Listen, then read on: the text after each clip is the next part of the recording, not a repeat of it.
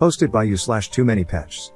My 27M girlfriend, 24F, loves animals. She is a legal secretary for her job and also works as a small animal specialist on the side. She's been a small animal specialist for 4 years, and after getting her real job, she decided to keep her other job for fun. At home, we have 2 dogs and 2 cats. All of them are her pets. Her jobs are highly demanding, and when she isn't working, she's in the den organizing huge dog adoption events. Every 4 or 5 months, she manages to bring about 60 dogs up from high-kill shelters around the US and finds every dog a home. I think that's a cool thing she does, but she literally stays up until 3 a.m. planning flights and managing people to get the dogs securely to the holding center, etc. Then she wakes up at 6 a.m., goes to work until 5 p.m., goes to her other job until 10 p.m., comes home, and repeats the process. On her days off, she takes her dogs to the park or goes on hikes. She lavishes her pets with new beds and the best food, and when she is working, she sends the dogs to daycare, etc. As you can see, her days are filled with animals, and I feel like I'm not even a part of this relationship. When she isn't with animals, she's reading or doing her own thing. We've been out to dinner together maybe twice in the past month. She isn't distant or rude, she always lets me in on what she's doing and asks if I want to help or if I want to go to the park with her or on a hike, but I don't want to because it's always about the animals and not me.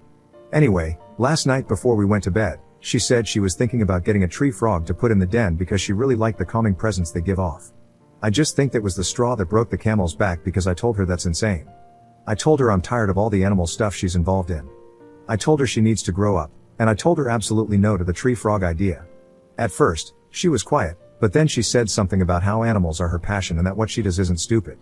She said she'll never get tired of animals and pointed out that I have my own hobbies too that she doesn't think are stupid or childish.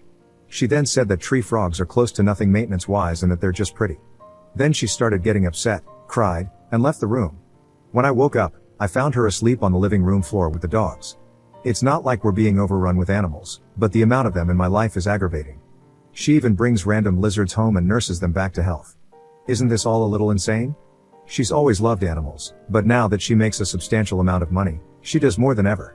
I don't get it. Now she wants another animal to fawn over and spend hundreds of dollars on each week? No.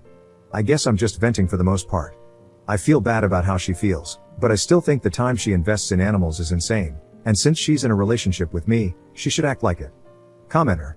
Why would you tell her to grow up? She is grown up, and yes, animals are her hobby. She makes time for her hobby. I think you're just resentful because you aren't spending time with her. She has a right to be upset about what you said. Why don't you sit her down and explain that you think her hobby is great but also time-consuming? You would like to spend more time with her and do other things besides activities related to animals. Think of some activities you both haven't experienced that aren't related to your hobbies. Create a hobby you can both enjoy together so you can set aside time for it every week. Ops response. I told her to grow up because she's spending thousands of dollars flying dogs back and forth when she could be using that money to help homeless children. I mean, if she was that determined to donate, or give away, her money. Commenter's response. Then you'd be writing about how your girlfriend is too focused on homeless children and still doesn't pay attention to you. Ops response. No. I see the point in donating money to homeless children, and actually doing something about it is even cooler. I honestly don't understand why she needs to dedicate so much time to animals. Update 1 day later. After reading comment after comment about how I didn't support my girlfriend or care about her passions, I started to see where I was wrong. I do care about her passions. Personally, I am burnt out on animal care. I should have communicated that better instead of blowing up on her. I still, no matter how many protesting comments I get, will never understand why she donates so much money to just animals and not anything else. That was why I told her to grow up. That, and I think her passion for animals is childish, sort of in the way that kids love fairies or mermaids. I feel like it's a phase she never grew out of. I love dogs too, but her deep love of animals is something I overlook because she always had good jobs, and she is very pretty. I think a lot of people were misguided in calling me a douchebag simply because I miss spending time with my girlfriend. No, I am not jealous of lizards. I think it's absurd to come home and find her bandaging up some lizard's foot, or open up my fridge to find a tub of mealworms for said lizard. I've always loved how dedicated she was to things. Whatever she's doing, she's giving 100%. I just wish she directed that passion to things that really matter. Helping animals is nice and all, but it's not really changing the world. However, I am still deeply in love with a beautiful, sensitive, loving girl I met 5 years ago, and all the comments made it clear that I was being rude to her. So I wrote her an apology letter and went to the nearest pet store to get her a tree frog. I got the tank, lamp, and even crickets. I set up the whole tank in the den where she wanted it and named the tree frog Jinx. I thought my apology and buying the tree frog would help her see that I care and that her passions are cool. Anyway, I waited for Jessica to get home, and finally, when she did, I told her to go look in the den. She still seemed upset and said, "Thank you for the tree frog. I actually bought one before I got off work and had a friend set up the tank for me. It's in my car, I'm gonna go get it. Thank you." She brought the tank in and asked if we could talk for a little bit in our room because she had some things on her mind. She said she didn't want to jump to conclusions, but our relationship wasn't heading in the direction she wanted, and maybe I should find someone more suited to what I like, maybe a quieter, less busy life. I explained to her that I love her deeply, I just want her to tone down her animal life. She said she can't because it's not only her passion, but all the money she makes from being an animal specialist goes to the animals for adoption, vet care, housing, and money to the people who foster the animals when she can't. She said if she toned anything back, she would lose a huge part of herself, and I thought she was being extreme. I told her I loved her, and if that's her choice, then I'd respect it. She said she loved me too, but my actions showed I can't and won't support her.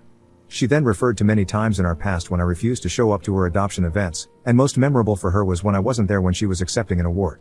It all became very clear that she didn't want to be with me anymore, and once again, she was choosing animals over me.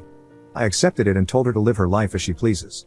I told her that I thought she should give money to homeless children too, and she said, sure, do you know any organizations I could help with? But I didn't have any suggestions, and I was already angry and felt like she was giving me a slap in the face. She said that I was missing the point.